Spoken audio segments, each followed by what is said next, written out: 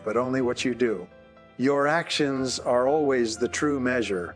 And the interesting thing that we've learned in behavioral psychology is that if you do not feel self-confident, courageous, consistent, clear, and so on, if you don't feel like it, and most of us start off not feeling like it, if you will pretend as though you have the quality already, the few will pretend as a career. Number one is when I heard a new thing, I would immediately try it out. I noticed that many other people heard the same things, but they took no action. They wouldn't take any action at all. Whereas when I heard something new, I would run out and I would try it out quickly. Number two thing that I learned is that nothing works. Nature is neutral. Nature says if you will do what other successful people do, you get the same results. That's it.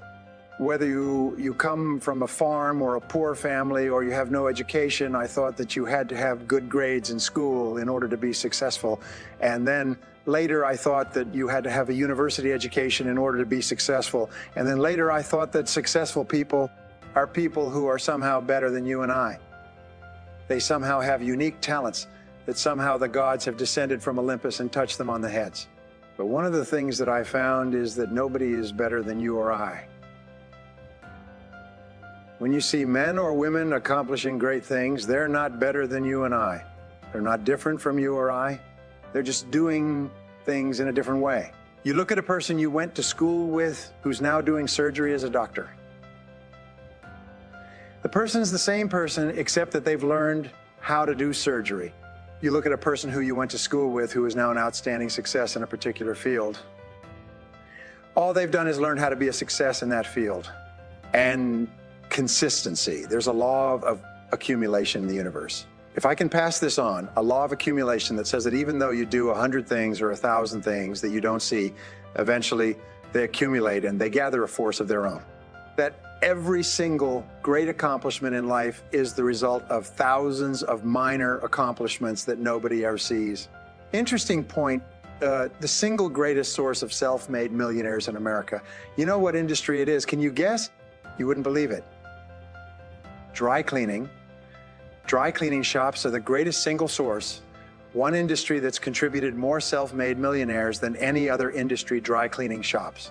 Now, the key to this, if you want to become wealthy, if you want to be, I'm going to tell you something, that if you want to be wealthy in life, if you wish to become very wealthy, if you wish to become very wealthy, if you wish to become even a millionaire, you can do it if you're willing to pay the price. But most people become millionaires by offering a good or service that people use all the time, and they offer it just a little bit better. They do it just a little bit faster. They do it just a little bit faster. They put a little bit more grace or finesse into what they're doing. They handle it, they wrap it, they are more polite. The restaurant that has people coming back to it may have food that's only 5% different, but it's the way that people handle it that's so different.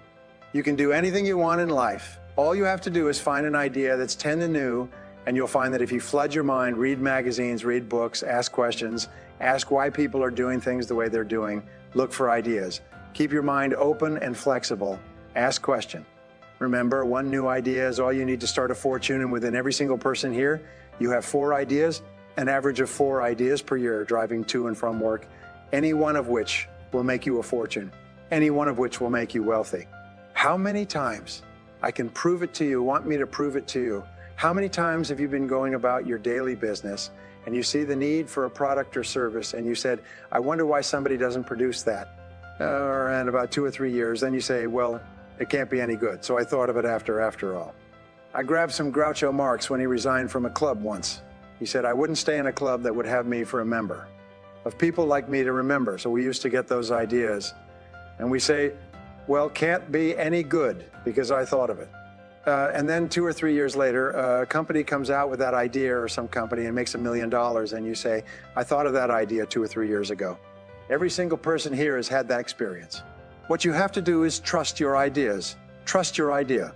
If you decide that you're going to earn a certain amount of money, that you're going to achieve a certain level of wealth, that you're going to achieve a certain life estate, and you program that into your subconscious mind, and you then turn it over to your intuition, you will get the ideas, the insights, the inspirations necessary to achieve your goals. And that's the only difference between very wealthy, successful people and the average person, is that they simply follow their intuition. They're not smarter, they're not different, they're not more educated, they're not more talented. They just follow that inner guide. They just follow that inner guide. Why are poor people poor? Because they think poorly. It's really important that you realize that you have everything that you need within you right now to achieve everything you could possibly dream of in life. That success is predictable if you commit yourself to becoming excellent. It does a whole lot of other things within your mind, but if you commit yourself to becoming excellent, it changes everything about you. And only the top 5 or 10% are excellent. Okay, 95 of your success will be determined by how clear you are about what you want. Most people are unclear. They don't really know. If you say to a person, "What do you want?" They'll say, "Well, I want to be rich," or they say, "Well, I want to be happy," or they say, "I want a happy home," or "I want to travel." But these are not goals. These are just wishes. I call these cigarette smoke goals. That's where you take a puff of a cigarette and you go, "Exhale," see, but it just disappears. Most people are organizing their lives around cigarette smoke goals. They just come through their minds and they just disappear like a sound of distant music. It comes and goes. But successful people are very clear about their goals. Many years ago, I was a karate student. I was also a karate instructor, and I competed in 3 international championships.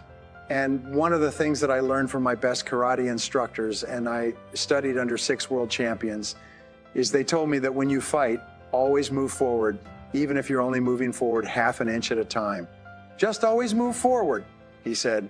When you're moving forward, 100 of your attention is forward. But if you're moving backward, even a half an inch at a time, half of your attention is always really essential. And one of the things that I used to think is that if you were really courageous, eventually you got to the point where you weren't afraid. I'm going to tell you something that if you're not a little bit afraid, at least 3 or 4 nights a week, you're not trying hard enough. If you're not falling on your face over and over again, if you're not trembling when you go to sleep with your heart pounding, then what is happening is you're not trying hard enough. You're living too far within your potential. Already successful people live on the outside edge of what they're capable of, and it's always a little bit scary on the outside because we all have feelings of uncertainty. We all have fears. We all have fears. We all have doubts that hold us back. But the brave person is simply the person who moves forward and keeps taking the chance. You cannot imagine a successful person without courage. You cannot imagine a successful person without the courage to face and confront their fears and to move forward. In my experience, the fear of failure is the greatest single reason for failure in adult life. The fear of failure, the fear of making a mistake, of losing our money, our time, our effort is what paralyzes us and holds us back. But the fear of failure is a habit which can be counteracted by the habit of courage. And if we don't overcome that fear of failure, then we'll just be like the 80–90% that do not fulfill their potential. See, the wonderful thing is only a few percentage of people fulfill their potential in any generation, and we can join those people simply by deciding to do so and